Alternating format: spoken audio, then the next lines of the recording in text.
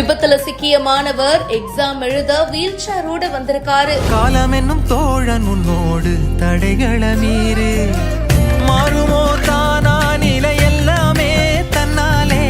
எவ்வளவு அடிபட்டிருந்தாலும் எப்படியாவது எக்ஸாம் எழுதணும். இது இருள் நீ கடந்தால் காலை ஒளி வாசல் வரும். தோளில் நம்மை ஏந்திக் கொள்ளும் நமக்கான நாள் வரும். பாண்டிச்சேரியில நீட் மறு தேர்வு நடந்திருக்கு. நிறைய செக்கிங் அப்புறமா ஒவ்வொரு மாணவர்களா எக்ஸாம் எழுத அலோவ் பண்ணிட்டு இருக்காங்க. லாஸ்பேட்டை பகுதியை சேர்ந்த யஸ்வந்த் அப்படின்ற ஒரு மாணவர் எக்ஸாம் எழுத அப்ளை பண்ணியிருந்தாரு. அண்ட் அப்படி இருக்கும்போது 2 நாட்களுக்கு முன்னாடி விபத்துல சிக்கி இருக்காரு. ஆன்லைன் மூலியமா எக்ஸாம் எழுதுறதுக்கு அவர் செக் பண்ணிருக்காங்க போல.